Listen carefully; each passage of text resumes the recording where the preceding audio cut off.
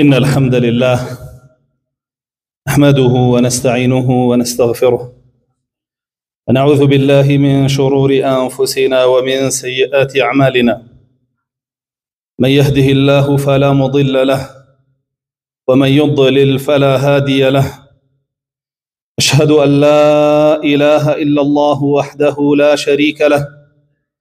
وأشهد أن محمدا عبده ورسوله صلوات الله وسلامه عليه وعلى آله.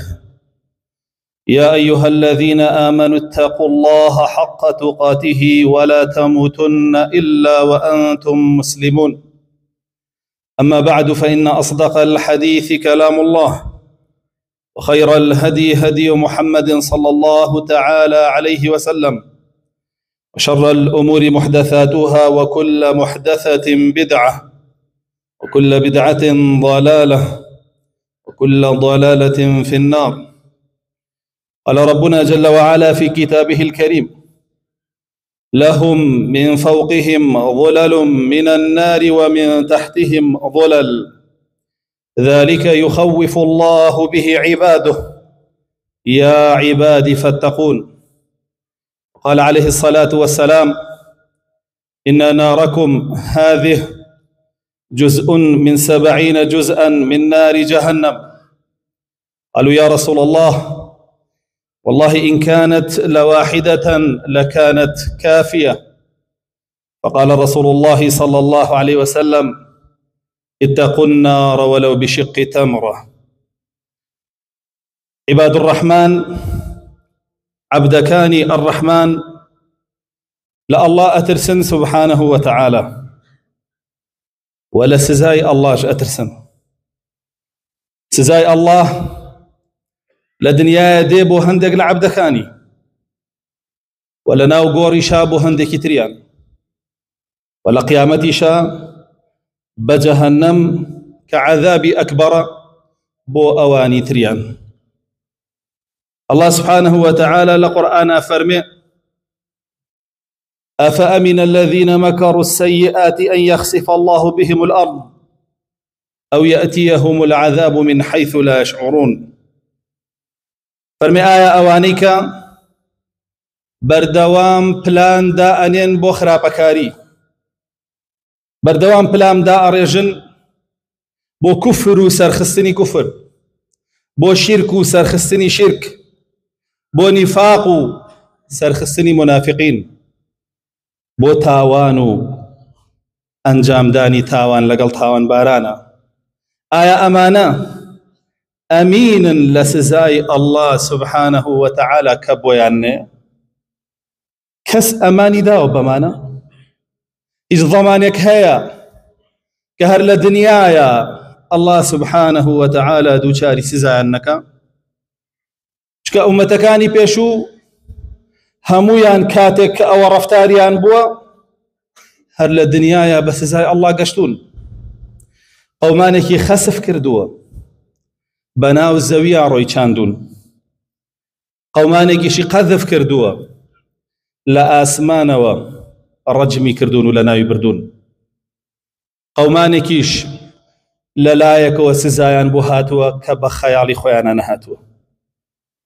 ئەن یەخسف الله بهم الأرض.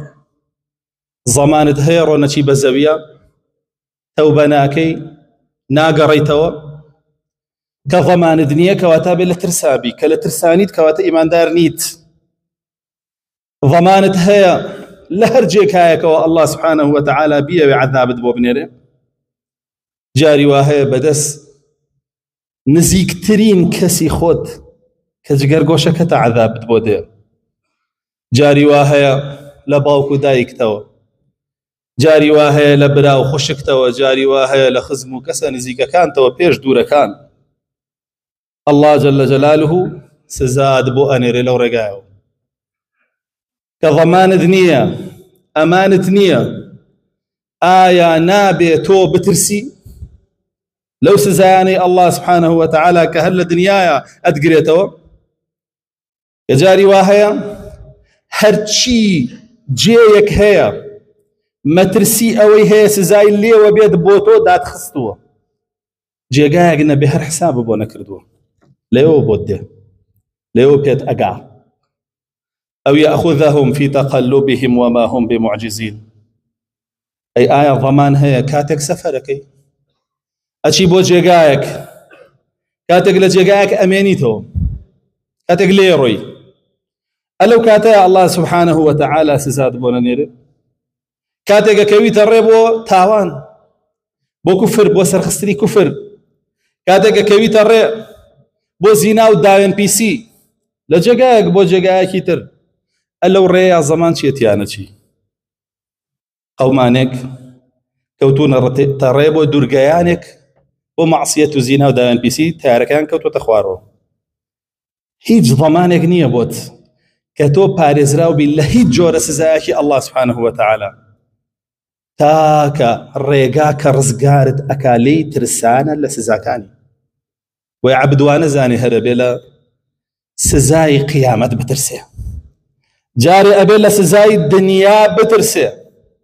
وإذا الله جل جلاله فرمي أو يأخذهم في تخوف وإن ربك لرؤوف رحيم. أين ترسن الله سبحانه وتعالى باش يويكي ترسزان بدا وردة نازو نعمة كاني خوي كم كاته ولا سريان. التخوف يعني التقطع واتا أمر بركت لك سابتك تاناميني لمالو سروة سامانك تاناميني لمن دالكان تاناميني لهاوركان تاناميني بياني همو يدلي سينتو دو بياني لجي أو خرابت بيداتو أو تخوفه أو بقوناغ جايبينين زورق لملتان أمرو سزاي قرتونيتيو سزاي تخوف زورق لمسلمانانيش أو سزاي قرتونيتيو هموشي هانا باب ولاي راقي وجادو قركان وازاني سحري لكراو نهزاني خوي سحري لخوي كردو زانيان من پنجا دانا آفاتی تاوانیان بۆ بژاردووی کە تۆ ئەیکەیت و گوێی پێ نادەیتێ لە پەنجا لاوە زەرەرە لێیە لە پەنجا جێگاوە تاوانێک کە تۆ ئەیکەیت و گوێی پێ نادەی ضەربەت لێیە هەر لە دنیایە سزاکەیە بینی بەڵام ئەگەر عاقڵ بی ئەگەر بێعەقڵ بی نەفام بی نەزان بی چێژی لێ بینی سزای لێ نابینی و تاوانانەی کە ئەنجامیەکەی ئەدەی حرام ناخۆی پێی دەوڵەمە نەبی و چێژی لێ بینی لە کاتێکا ڕۆچوون بەناو حرامە و خواردنی بە بەردەوامیەوە سزایە بۆ تۆ زینا ناکەی چێژی لێ بینی بەردەوامە بی لەسەری ئافرەتی زیاتر دێتەڕێت زیاتر هەڵە خەڵەتێنی و تووشیە بی ئەوە سزای ئەڵڵایە ئەوە ئیستیدراجە ئەوە يريد الله أن لا يجعل لهم حظا في الآخرة والله سبحانه وتعالى ئێوێ هیچ دەرفەتێکە بۆ نەهێڵێتەوە لە قیامەتە دەرفەتە بۆ نەمێنێتەوە نە شەفاعەت بگرێتەوە نە تەوبە فریادکەوێ نە هیچ بگەیتە حاڵەتی کوفر و شیرک و لەسەری بڕۆیت و تیا بچی چونکە ئەلمەعاسی بەرید الکوفر زانایانمانە فەرموون تاوانەکان بەریدن بۆچی بۆ کوفر ڕێبەرن تۆ ڕێنمووی ئەکەن بەرەو کوفر بۆیە کاتێک تەواغیتەکان نەیانتوانی داوا بکەن لە میلەتەکان کە بە ئاشکرا کوفرکەن هاتن ڕێگای تاوانیان بۆ ئاسانکردن هەتا وەکو خۆیان بەرەو کوفر بڕۆن بە ڕۆشتیشن وای لێ هاتووە شیرک و کوفر ئەمڕۆ لە خەڵک بۆتە دینی ڕاست مشریک و کافر ئەمڕۆ لە خەڵک بۆتە ئەولیا و پەپولە بەڵام کێ ناشرینە مسڵمانێکی موحید تندڕەوە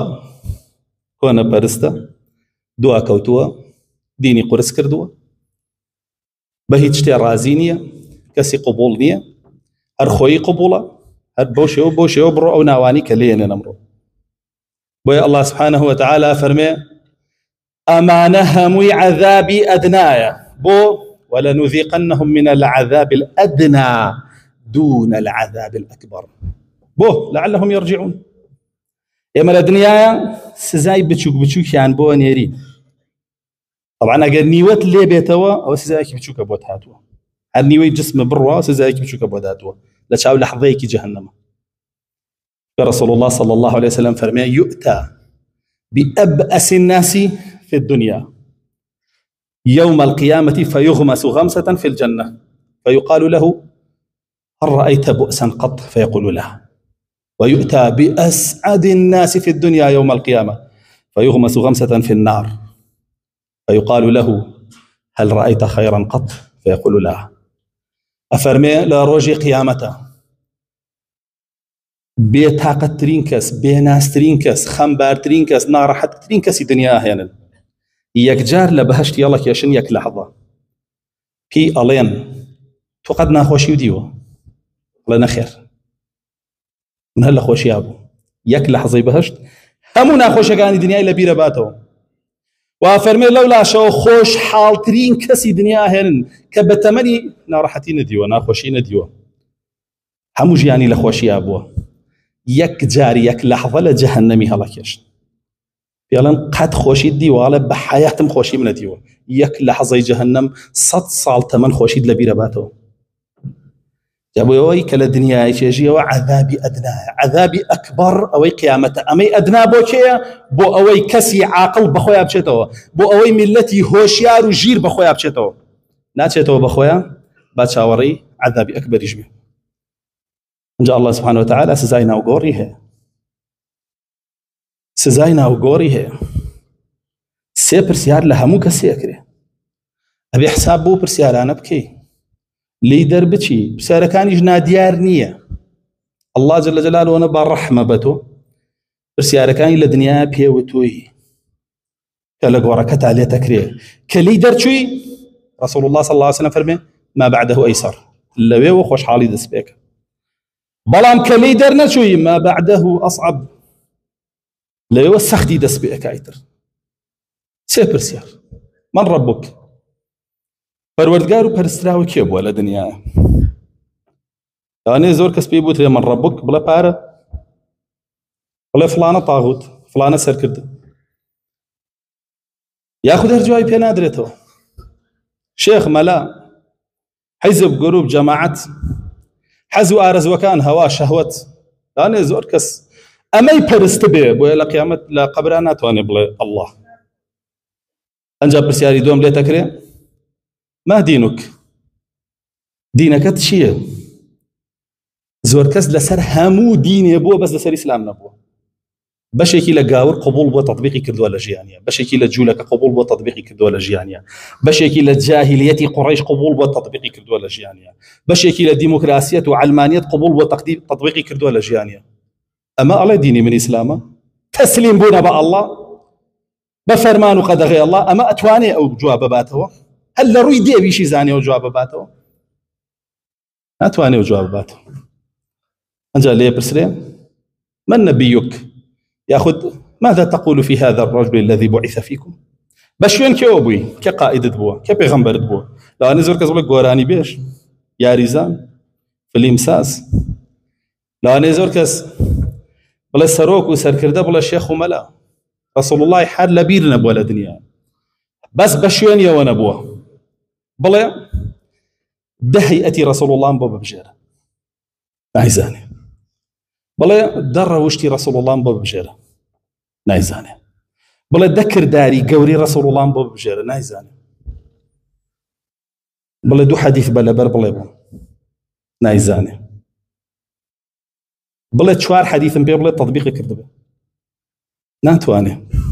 ئەما توانێ بڵێ رسول الله صلى الله عليه وسلم پێغەمبەرم بۆ من بە شوێنیەوە بووم بێگومانەوی جوای پێ نادرێتەوە سێ پرسیارە جواب دایەوە ئەوە پێتەوترێت تۆ ڕاستت وت لەسەری ژیاوی و لەسەری مردووی مژدەت لێبێ بە هەرچی خۆشیە بە هەرچی ناز و نیعمەتە لە بەهەشتەوە کە بۆت دێ دەرگای باشتی بۆ کرێتەوە گۆڕی فراوانە بێ و بۆ شێوەیە کە لە فەرمودەکەیە هاتووە ئەوەشی جوابی پێ نییە گۆڕەکەی دێتەوە یەک پەراسۆکانێکێ بە ناویەکە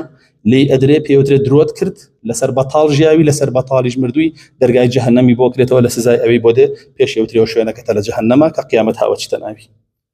ئەو ناڕەحەتی ناو گۆڕەکەی هێشتا لە جەهەنەم پێ خۆشترە کە پەراسۆکانی چۆ بە ناویەکە ئاگری جەهەنەمی بۆ دێ کە جێگاکەی لە بەهەشت جەهەنەما پیشانێدن فەرمێی خوا قیامەت نەیە بچماوێ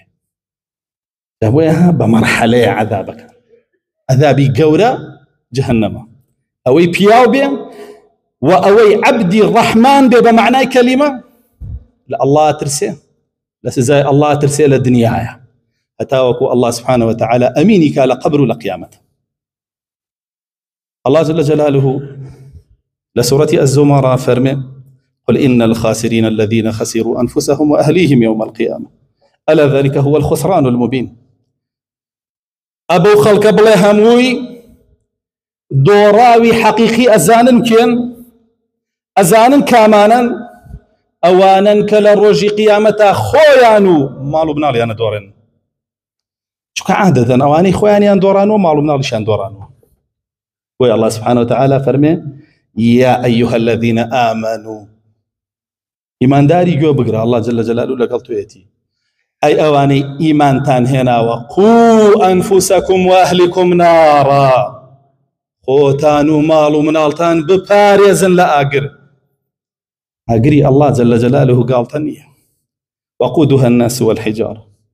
سوتمن يكي برد إنسان كوافرمي الله سبحانه وتعالى تنترين آقر كلا الدنيا يبيني ليزر لو آسني دني توينته. رسول الله صلى الله عليه وسلم فرمي يقبش لحفتا بشي جهنم يقبشيتي صحابة كان فرميان إيه رسول الله صلى الله عليه وسلم هر أوي دنياش بويا بس مان بو كبي بترسين كبي بچينو بخو معنا هر أوش بويا بس مان بو فرمي دي خوتان بارزن لو آقرا بهر شتي لدستان دي أقر بخشيني لتي خرما بو خوتان بارزن لي بهر شتي لدست دي بخشيني لتي خرما كبهمو كسي بخشني ده تماشاك سوتا منيكي بردو إنسانا كي لسرا كسانا قتواني الرشوان بيتي قسان لقالاكي قناعتيان بيبكي عليها ملائكة غلاظ شداد ومالا ملائكة لسرا طند درقت يعني بهيز تورا الله سبحانه وتعالى بس بوس زادان خلقي كردون شون طاغوتا كان لسجن كان يعني كساني كان هي بس بوس زادان دايان ناول ولله المثل الأعلى كأوس زاهر يجني إنسان هي ببسيطرين يقيني بالله هيج حسابي بوس زانك حتى كانتون بالدنيا دي أوي جهنم أوي الله سبحانه وتعالى أوي أو ملائكانا هي أوانينا وجهنمي أدن هي اجتك هاوشي وينيا أو ملائكاناش تايبت بو أدرس كرام بو كبانغ كريم أهل جهنم الله جل جلاله باسيك نار حتى بنت ألينشي يا مالك ليقضي علينا ربك أي ملائكة كاني خزاني جهنم كاك بخوابلن بپروردگارتان بلن ما انكشي وببريته نجات مان به ليقضي علينا ربك أنا بمرن هر بيجوي بچنا ناويشي كاتك كأجل كان أبينن أبنه وبخول على يا ليتني كنت ترابا وزقي ما جابينه وبخول ناشي لنا وجهنم دي أي مالك بپروردگار بله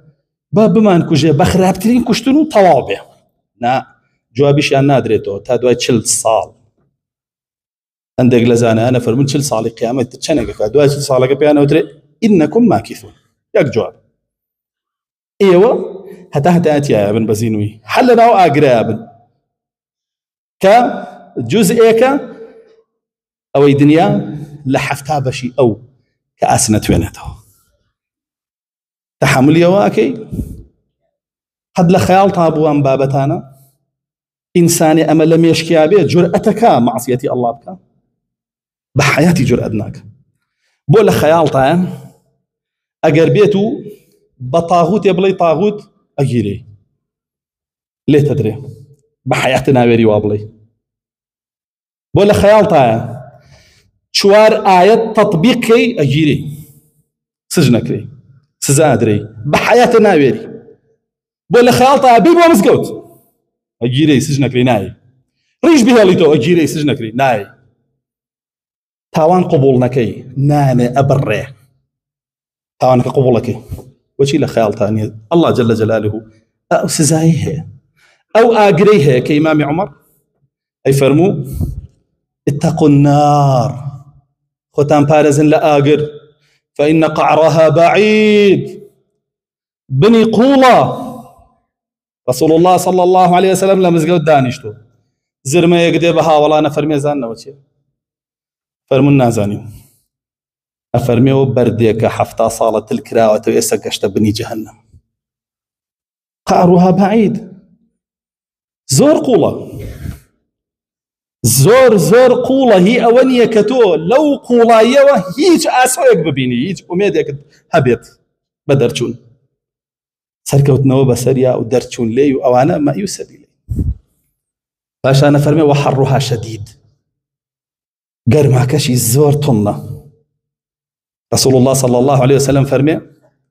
اشتكت النار إلى ربها فقال يا رب أكل بعضي بعضا فرمي جهنم بو خوي لخوي نار حدبو أبيوي أتشتناوي تشيل أبي مجاهد فرمي إمام مجاهد أو أجري ولا دنيا فرمي إنها تستعيذ بالله من جهنم أن يعاد فيها إمام مجاهد تلبي ابن عباس فرمي أجري دنيا فأنا أجري بالله لو يبكي الرتوب جهنم مش أجامان لو أجرني حيث خومان بحاضر نكدوش خوش ماني لنا بارزين عبد الله كوري عمر جويلة تنوري كبير جوش أدري أفرمي وأنا ليه بس نشي وأنا فرمي أجرك كجوش أدري الله أي پروردگارم بم بارز على جهنم من يجعل أي پروردگارم منيش بارز على جهنم عبد الله كوري عمر كوري خطاب رضا ورحمتي الله يلبي وافر جاء إمام عمر فرمي لبروي قرماكي طن رسول الله صلى الله عليه وسلم فرمي داواي إلى الله النفس يكيباته فأذن له بنفسين إذن ذا دو نفس با يكي كان قرما يكي كان سرما فرمي نفس كان بيوتري زمهرير نفس كان بيوتري جحيم أوي جحيم تنترين قرما لهاوينا كديوتانا ترافيقة وينتو هو نفس كيتي خويني هناسيتي وتنترين سرماج لزستانا كإنساني بسته أوج نفس كيتي يشتاوا ساردية كينية بويا مشركين زور جار لين حزكين لزستانا بمرين بويا قر جهنمها وقرم عن بيتوا زمهريري شي هي مشركي خبيث قال طمك بس زي الله وكفره زمهريري شي هي لا يرقبيتوا ورد أبي وكشوشاش كيتو دروس كريتو كان جارك وأنا زاني رزق عربي الله سبحانه وتعالى سزاكي سزاك نية تو تحملي بكينك قال طيب يبكي ولا بيش بس تنتر أبي أو سزا أخفي نية لحسني بصريان برسي ما أخوف آية عندك ما ترسي دار ترين آيات لقرآن لا يتوكامي كام الزور أو ترسيني كام آياته فرمي فذوقوا فلن نزيدكم إلا عذابا فرميو آياته بچێژن ئێوە هیچ شتێکتان بۆ زیان ناکرێت سزا نەبێ هەر سزا دێ زیاتر و زیاتر و زیاتر بێ یعنی کە تۆ پەنا بە ئەڵڵا خوا هەموو مسڵمانێ پارێزێری کە خرایتە ناو جەهەنەمەوە لەو جێگای کەتیایەتی بە تەمای تەخفیف نەبی هەتا بێ زیادەکە بە تەما نەبی لە جێی خۆشییا بوەستێ هەرەوەندە بێ هەتا بێ زیادەکە أو جهنمي الله باشا يفرمي إمام عمر وإن مقامعها من حديد أو قرزاني كلا أهل جهنمي بيدا لآسنا جاور آسنك كلا جهنم نتويتو بتشتو نطوليك يا بيه جاتو بولي ودري أقر بيتو بناب الله خدنا بارزي لي وحسابك بونك ويا الله سبحانه وتعالى لقرآن فرمي فأنذرتكم نارا تلظى أقاداري خوتان بن أتان ترسينم لآقريك كسوتينرا كدامالرا كتوينرا أو تعرفي لظى أو تعرف قيتي لا يزانان أو توينيتو داتا مالي وسوتيني قناخ بقناخ لا يصلها إلا الأشقى كيف يقى هم شقيك همو شقيك شقي هر كسيك كنيتواني ولدنيايا الله جل جلاله لخوي رازيك كنيتواني وأمان لدنيايا بدس بيني لو آقرب بهويتي والذي كذب وتولى دو تايبد من ديتياب يكي كان ديني بدروخ ستوتو نبا كردار نبا گفتار نبا دڵ و دەروون پەیڕەوی نەکردو و قبوڵی نەبووە. ئەمە تایبەتمەندیەکیان کە ئەمە پێوترێ کوفری تەکذیب بەدرۆخستنەوەی هەر شتێ لە دین. ئەوی تریان تەوەلا پشتی کردوتە دینەکەی نەویستۆ فێری بێ نەویستۆ پەیڕەویکە بێئاگا بۆ لە هەمووی بێئاگا بۆ لە نیوەی بێئاگا بۆ لە ئەساسیاتی بێئاگا بۆ لە تەوحید بێئاگا بۆ لە شیرک بێئاگا بۆ لە ئیمان بێئاگا بۆ لە هەڵوەشێنەرەوەکانی ئیسلام تێکەوتووە گوێی پێ نەیاوە دەی ئەچێتە ناوی مادام ئاوا پشتی کردووەتە دینەکەی و ئەساسیاتی دینەکەی نەویستۆ فێری بێ. ئەیشە لێ ڕزگاریە بێ الأتقى ئەو کەسەی ئەهلی تەقوایە ئەو کەسەی ئەهلی تەقوایە ئەو کەسەی حەز ناکە لە خاسرین بێ و حەز ناکە ماڵ و مناڵیشی بدۆڕێنێ. قل إن الخاسرين الذين خسروا أنفسهم يوم القيامة أهلهم وأهلهم يوم القيامة دۆڕاو ئەوەیە کە خۆی و ماڵ و مناڵی ئەدۆڕێنێت لە ڕۆژی قیامەت. نەگوێ ئەدا بە ئاياتی ئەڵڵا کە هاتووە خۆیە ترسێنێ نەگوێژەدا بە ئاياتی ئەڵڵا کە هاتووە هۆشداری پێدا لەبارەی ماڵ و مناڵەکەیەوە کابێ بیان پارێزێ لە ئاگر واجبی سەرشانتە. ئەمە ئەلە ذلك هو الخسران المبين دۆڕاوی ڕوون و ئاشکرا ئەوەیە کە لەوە ئیتر دۆڕاو گەورەتر و ڕوونتر نییە بۆ خاوەنەکەی. ئەمانە لە جەهەنەما چۆنن حاڵیان لهم من فوقهم ظلل من النار ئەمانە لەسەر و خۆیانەوە ئاگر دابارێ بەسەریانە. هەندێک لە زانانە فەرمون ئاگرەکەی ژێرەوەیە بڵند دەبێتەوە لەسەرەوە بۆیان دێتەوە ومن تحتهم ظلل لە ژێریشەوە بۆ شێوەیە ئاگر هەڵەگیرسێ لە ژێریانەوە لەسەر و ژێرەوە ئاگر دێ بۆیان یعنی جێگایەک نییە ڕووی تێ بکەن ئاگری لێ نەبێ. ذلك يخوف الله به عباده الله سبحانه وتعالى فرمي بندكانم بو ئاگرە ئەتان ترسێنم دە بترسێن لێی ناترسی لێی والله ئەچیتە ناوی. وتاری پێش و باسمان کرد رسول الله صلى الله عليه وسلم يفرمو الله سبحانه وتعالى الحديث قدسي فرميتي دو ترس كونا كما بو عبدكم اوي لدنيا اليوم بترسي لقيامته اماني يمي لو اقرا ده بترسي لو اقرا با اماني قيامت بدز بهني يا عبادي فاتقون ابو اقراتان ترسينم اي عبدكانم بليم بترسن بولا موشتي اترسي الله نبي سبحانه وتعالى بولا هامو كسي ترسي الله نبي سبحانه وتعالى بۆچی لێ ناترسی بۆ لە پێناوی پارویەکە سەر شۆڕەکەی بۆ هەموو کەسێ لە ترسی ئەو جەهەنەمە سوژدە نابێ بۆ ئەڵڵا ناپەرستی بە تەنها بۆچی وازانی بوونی نییە خۆگەر ئیمانە پێی هەبێ لێ ترسی حسابی بۆکەی. عەبدوڵڵای کوڕی مەسعود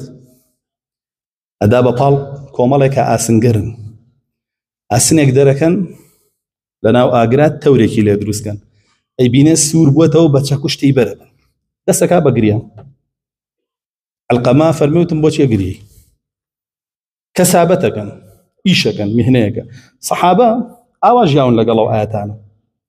ئاوا ژیاون لەگەڵەوە فەرمودانە کە قورئانیان خوێندوێتەوە هەزاران ئاەت لەسەر ئاگر هاتووەتە بەرچاویان تۆزێتی فکراوە دڵ و دەرونیان زیندوو بۆ وەری گرتووە دەسەکا بە گریان. ئەفەرموتم بۆ چیە گریەی فەرمووی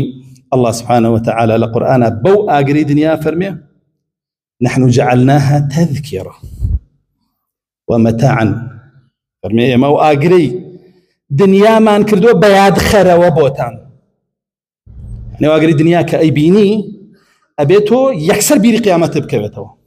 أوصي كوري كيسان تلبي ابن عباس أفرمي رێگای هەبوو بۆ مزگەوت لە پشتەوەی ماڵ ڕێگای هەبوو لە پێشەوەی ماڵ هەر کاتێ لە پشتەوە بەهاتە بچوایە بۆ مزگەوت یا بەهاتایەتەوە لەوێەوە ئەو شەو تا بەیانی ناخەو شەو نوێژیە کردووە گریا هەر کاتێکیش لەو دیەوە بەهاتایە سەیەکی شەو هەڵە سا شەو نوێژیە کرد ینی هەموو شەو نوێژیە بوو بەڵام شەو ناشەوێ یاخود چەند شەوێک جاری وا هەبوو بەسەر یەکەوە هەموو شەوەکە ناخەڵ ئەگریا و شەو نوێژیە کرد. ئەفەرمێ کوڕەکەی لی پرسی باوکە بۆ حاڵەوە فەرمووی هەر جارێ لە پشتەوەی ماڵەوە ڕۆم کەسێکی لێیە سەری ئاژەڵ سوورەکاتەوە ئەی فرۆشێ بۆ خواردن وەکو برژاوێک ئاوە سەری ئاژەڵیان پاکە کرد گۆشتەکەیان خۆشە کرد و ئەیان برژان بەکەل لە سەرەکەوە خەڵکیژەی خوارد داوە لای خۆشمانەیە زۆر جار ئەیشیکێنین مۆخەکەشی دەرەهێنین نەشی خۆین هیچ بیر ناکەینەوە ئەفەرمێ فەرمووی کە ئەوانە ئەبینم خۆمم یەتە بەرچاو لە جەهەنەمە وام لێکرابێ بۆیە ئەو شەوە ناتوانم بخەوم ئەمە بوون پێشینی ئەمە بۆ ئاگر بۆیە تاوانیان ناکرد بۆیە پاک بوون بۆیە ئیمام بوون بۆیە بەڕێز بوون ئێمە چۆنین گاڵتەمان پێیە ئیمامی عومەر ڕەزا و ڕەحمەتی ئەڵڵای لێ بێ فەرمێ ئاگریان بۆ هەڵە کرد ئەچولەی نزیکە بۆ دەستیە برد هەتا دەستیە سووتان دەستی گێڕایەوە دواوە جا بەخۆیە فەرمووی عومەر ئەوە ئاگری دنیایە ئاگری قیامەت هەفتە ئەوەندە تونە چیەکەی لە قیامەتا بچیتە ناوی ئیمامی عومەر مژدەی بەهەشتی پێدراوە خەلیفەی ڕاشیدینە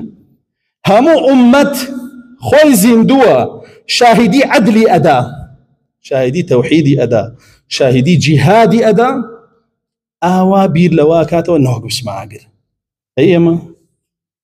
شاهیدی چیمان بۆ دراوە مژدەی کوێمان پێدراوە ئاوا خۆمان ئەمین کردووە لەو ئاگرە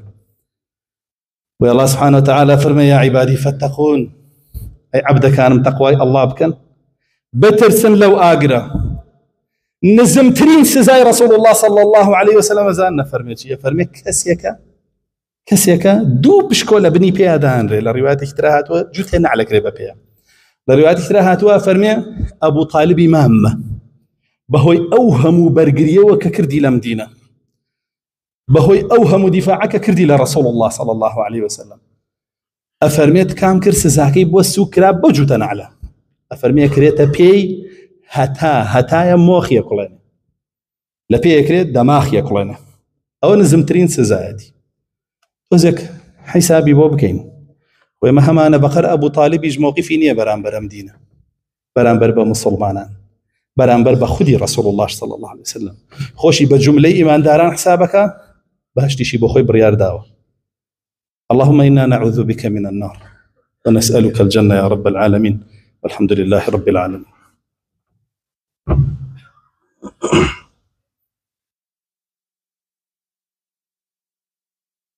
الحمد لله ثم الحمد لله وما توفيقي ولا اعتصامي إلا بالله عليه توكلت وإليه أنيب اللهم صل على محمد وعلى آل محمد كما صليت على إبراهيم وعلى آل إبراهيم إنك حميد مجيد وبارك على محمد وعلى آل محمد كما باركت على إبراهيم وعلى آل إبراهيم في العالمين إنك حميد مجيد الله سبحانه وتعالى مخلوقات خلق كردوه كومالك بو بهجدانا وكومالك بو جهنم أواني كرداري بهشتيانا كان حتما بو بهشتن أواني كرداري جهنميانا كان حتما بو جهنم ولقد ذرأنا لجهنم كثيرا من الجن والإنس الله سبحانه وتعالى فرمي بيقومان زوريك من دانا ولا جنو كولا إنسان كان بو جهنم بيبتنا نبي بهوي تشيو لهم قلوب لا يفقهون بها ضلي كان هي ناتوان لدينك الله تيبقن بي لا أساس ترين دينك الله ناتوان تيبقن كتوحيدة شركة إيمانا كفرة إسلاما نفاقا نازان هيت نازان لباريو بين جاءتم بيبلا لسر توحيد نية بين جم بيبلا لسر شرك نية بين جم بيبلا لسر نفاق بين نشاني منافقين بروني لقرآن نية بين جي إيمان داران نية شعبي إيمان من هي شنا نازانم كاماني أساسا نازانم هيج أجاي هلم دين نية باشا أمانك أو ضليان بس ديني تيناتي همش تيجي تيجي ولا بارا همش تيزانه لباريو چون پیاکری چون پارێزرێ چون سەرفەکرێ هەموو شتێک گەزانە لەبارەیەوە بڵێ ئافرەت چۆن ڕازیەکرێ چۆن هەڵە خەڵەتێنرێ چۆن زینای لەگەڵەکرێ هەمووی زانێ بگرە کتێب بخوێنێتەوە لەسەر کتێب چۆن دڵی ئافرەت بەدەزێنێ و یاساکانی عشق و نازان شتان ناخوێنێتەوە فێریە بێ بەڵام یاساکانی ئەڵڵا نابێ بیزانێ پەیڕەوی ناکە باشە لهم قلوب لا يفقهون بها لمجلسكيا باسي هموش تبقى بيخوشا بس باسي الله تكر بينا خوشا وكو مشركين إذا ذكر الله وحده اشمأزت قلوب الذين لا يؤمنون بالآخرة كاتي باسي الله كي باسي توحيدك خلقك بيزار به أو شيء هر توحيد قريشة أبو لهب أبو جهل كاو باس توحيدي لا أكره ويلي باشا. وإذا ذكر الذين من دونه إذا هم يستبشرون بلا موضوعك بقورة مجلسك بقورة باسي غير توحيدك باسي غير الله بك باسي هرشي كافر ومنافق بك وبي خوشة مش دبخشة به أقشيتها باسي قوراني بيش كعين نشد باسي كسابت كعين نشد باسي آفرت كعين نشد زمك غيبتك كنا كفريش كبي خوشة أقشيتها بس باسي توحيدك الحاربي تماشاي خوك زانا خليك تماشاي ناو ضلك بزانا بوبا زبلداني كفر والشرك والنفاق يا بوبا مشكداني توحيد إيمان نوري الله جل جلاله زانا بوبا بكاميان آسود أبه الذين آمنوا وتطمئن قلوبهم بذكر الله غير ما ندار بي بس بيادي الله باسي توحيدي باسي إيماني باسي إسلامي باسي تعاليمي باسي سنة رسول الله صلى الله عليه وسلم باسي الريبازي كشينا كان من كشاهدي خيريان بودا بوانا دلخوشبي بوانا آسودابي بوانا أقشيتوا حخواهواته موضوعنا هر نبريته ومجلسه هر طواونا به هر نبريته ده ساعاتيش بدانيشي بدياريو نوك لجمعة ببيز دقة بيزار بي بنيو ساعات بيزار بي بساعات بيزار بي بلام ده أنيشي بديار ياريكي دو غوليو نو دقة بيزار نابي بديار بوبجيو 5 ساعات 4 ساعات بيزار نابي بديار دومينوا كزلام هي شوطا بياني دوميني كردوا 20 دقيقة وتارك بيزار بو أمد الله هي قال ديني الله يتيا لا يفقهون بها ولهم أعين لا يبصرون بها تشاويان هي حقي بينا بيني تشاويك حقي بينا بيني كورا يدهاتو هو أبيني وهمنا حقيا أبيني وهم كفر شركة أبيني وهم ظلم زورا من بريك شبدا سوى لسر كفر شرك قصناك لسر ظلم زور قصناك لسر طغياني طاغوتك عن قصناك والله كورا يدهاتو وعلامتي تيشا كضل دوات شاو دوات وبو جهنم آماده أكري بو أو آقراء آماده أكري ولهم آذان لا يسمعون أقوش النابس أو هم قسي فيها كي سودي لنا بينه وكبل إيمان دارنيه چونك قسي خير إيمان دار سودي لنا بينه الله جل جلاله فرمي فذكر فإن الذكرى تنفع المؤمنين قسي خير يان بوبك حق بطال يان فيرك دينك الله يان بو بيانك أجر إيمان دار بن سودي لنا بينه بس أجر كافر ومشرك بن بطاقة بن لي بيزار بن لي كوا حالي زور كسا هم مشتكي بيه ولا بس آياتي بيه ماله بس فرمودي بيه ماله شو بزاره بيه سودي لنا بينه بيه هاربه بس أجر إيمان دار بيه خوشه شو أو آياتاني بيه تودريت شيء أو فرموداني بيه تودريت شيء بس شكله إيمانك بولي راكي ببي بزاري بنا راحت بي ويا قدار أولئك كالأنعام بل هم أضل وأولئك هم الغافلون أمانوك أجل وأنا أخذ خطوة أجل إيش تشيبه مزقود إيش تشيبه وتار إيش تشيبه جمعة وجماعة تو غافل بأقايل دينك إيش تشيبه قرآن وحديث بربو له لعبكت برو بديار دوغولي وإخبارو بوبجيكت ودانيشة برو خليكي دومينو طاولة كدبة بوغتو يا مزقود تيك بيلا خلق جديد فيرنا بيت يا أو حالي زور كس موكو أجل وايا الله جل جلاله فرمي بل هم أضل لا أجل يش قمراترن شكا أجل تيبقاش آية حديث كاري بيكرت أم تيجا آية عقلي هبوا قرايا وم عقلي شيء أنا قريته باشا أولئك هم الغافلون أو أنا بأقا كان أو أنا نفهم نزانا كان لصحيح مسلمة عائشة خاتون فرمي رجع رسول الله صلى الله عليه وسلم من جنازة صبي من الأنصار فرمي رسول الله صلى الله عليه وسلم جاري كان قرايا و لقورستاني بقيعة لسر جنازي يكلا من دالكاني أنصار من دالك فرمي قلت يا رسول الله لقد تأخرت أين كنت؟ تمي رسول الله صلى الله عليه وسلم درنغاتي تو بوش درنغاتي ولا شو بي فرمي كنا في جنازة من أطفال الأنصار يعني في جنازة صبي من الأنصار مشغولي ناشتني من دالك وين لمن دالكاني أنصار أفرمي قلت هنيئا له الجنة عائشة خاتون فرمت من دال عصفور من عصافير الجنة شو لك كاني بهشت بەهەشتی پیرۆز بێ نۆشی بێ و بەهەشتە خۆشە. چاکی نەوتووە هەمووی وا ناڵێ بە مناڵ کامرێ هەمووی واڵێ وەرێسە فیرعون ئەمرێڵێن ئەچێتە بەهەشتەوە خوا لێ خۆش بوو. فیرعون وای پێ هەڵێن جا رسول الله صلى الله عليه وسلم بۆ ئەو مناڵە قبوڵیەکە وا بڵێ ئەفەرمێ وەما یودریکی تۆ چوزانی چۆلەکەی بەهەشتە ئەی عایشە خاتون چوزانی إن الله خلق الجنة وخلق لها أهلا وإن الله خلق النار وخلق لها أهلا. فشوزاني باشكم جهنمي بيه بو منابيش چونکە الله سبحانه وتعالى بەهشتی دروست کردو ئەهلی خۆی بۆ دانا جەهەنەمیشی دروست کردو ئەهلی خۆی بۆ دانا بۆیە تۆ شایەتی بێ بۆ خەڵک لێگەڕێ بۆ الله وجل جلاله. ئەوە منداڵێکە مەترسی هەیە لەسەری ئەی تۆ یەک هەفتە هەشتا ساڵەتیە پەڕانووە لەناو کوفر و شیرک و خراپەکاریە 40-50 ساڵەتیە پەڕانوو 30 ساڵەتیە پەڕانوو هێشتا هیچ مەترسیە نابینی لەسەر خۆت داناوە بۆ ناوەڕاستی بەهەشت بۆیە بە خۆت تا بچیتەوە. عەلی کوڕی ئەبوو طالب ڕەزا و ڕەحمەتی ئەڵڵای لێ بباسی دەرگاکانی جەهەنەمەکە ئەفەرمێ إن جهنم دركات وإن الجنة درجات. ئەفەرمێ بەهەشت دەرەجاتە پلە بە پلە بەرزە بیتەوە بەڵام جەهەنەم دەرەکاتە پلە پلە چێتە خوارەوە. وإن أبوابها هكذا ئاواکە دەرگاکانی ئاوا یەتەژێرەوە دەرگای حوتەم دەرگای شەشەم پێنجەم چوارەم سێم دووەم یەکەم ئاوایەتە خوارەوە. فەرمێ ئیمامی ضەحاکە فەرمێ دەرگاکانی جەهەنەم بەم شێوە تەوزیع کراوە. دەرگای بنی بنەوە کە یەکەمەکە فەرمێ للمنافقین بە شوێنی منافقینە. ئێستا تۆ نازانی نیفاق چییە نازانی علاماتی چییە چۆن پارێزراوی لەو دەرگایە کە بچیتە ناوی کە چیشتە ناوی نایتە دەرەوە و بۆ هەتا هەتایەتیابی کەسیش پشتیوانی ناکا و سەر ناخە و زۆر کەس هەیە تووشی نیفاق بۆ ئاگای لە خۆی نییە بەرەوەی نازانی نیفاق چییە بەزەوە عوزر نییە بۆی. الله سبحانه وتعالى فرمنا المنافقين في الدرك الأسفل من النار ولن تجد لهم نصيرا. منافق كان لبني بنوي آقران هيج كسيكيش نية دربازيان كاو سريان كاو پشتیوانیان كاو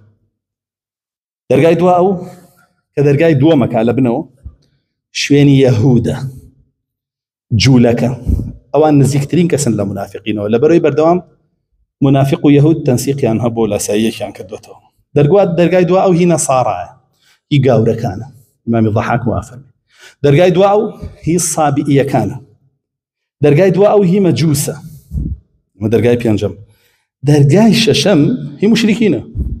أي هي أبو لهب وأبو جهلوان حالي وان خرابتر لمن باشا بوچي لبري أوي أمانة همي حقيان بيا قشتوه همي ديني هبوه لدينك يا بي وتراوى بدو يا رسول الله بكوي بس دوينك كوتو بلا مشركين بيان نوتراوى بيشتر ديني كان نبوه وأوان لدرجاي ششمان درجاي حوتم كيتيا أهل إيمان كبتاوان وأمر أهل إيمان كبتاوان وأمر أجر توبيان نكرد بلا سري أو أتننا وجهنمو هاباك أبنوت يا ابن يسأج باسمان كرد يك لحظي هرشي خوشي دنياي لبيرتي باتو أقداري خوبة ورياي خوبة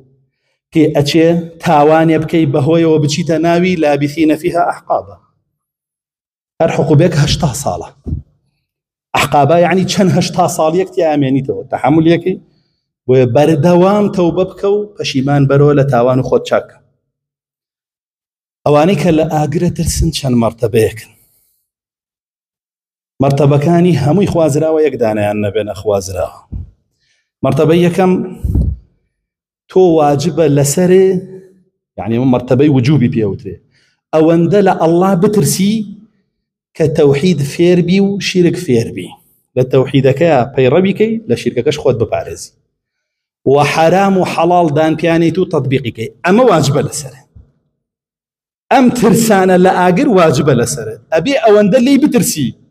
توحيدك ببارزي توشي كفر وشرك نبي وطاعتي الله بكي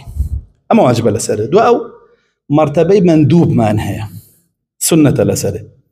أجبريتيا لويكا هموش تيك سنة لسره أنجامي بدي هموش تيك مكروه دور كبيتولي أما بيوتري مرتبة مندوب دو أو مرتبة كمال معناها كامل بوني ترتو أو بري كسيكي كلا الله ترسي لسزاي الله ترسي جل جلاله بچي بويكا واز لهندي حلالي جهني نوك بدباب حرام واز لهندي حلالي جهني نوك بدباب حرام ومجهول فضول علم به أروي بدواي زانستا هولا دي زياتر كيو بقري زياتر فيربي زياتر تيبقي لدينك أمسي مرتبة هرسيكي أهلكي أهلي خير إن شاء الله مرتبة شوارميان كحرامة أهلكي قناح بارن بريتيا لويكا لسرو أوانوي لدواء أوانوي يتربي بنخوشي دروني أم إنسان وايلية ترسيتي تضلي وأنا أريد تبقى نابێت چاکەش بکە ئەڵێنەوە خراپ دەرچی ئەڵێ نوێش بکەم ئەس نوێشکەم هیچی ڕیایی تیا بێ بچمە جانم و بانێکم ئەمە نەخۆشی دەرونیە پێویستی بە عیلاجە ئەمە نابێ بگاتەوە مەرتەبەیە بەڵام ئەو سێ مەرتەبەی تری هەمووی فەضلە وەی هەوڵ بدەن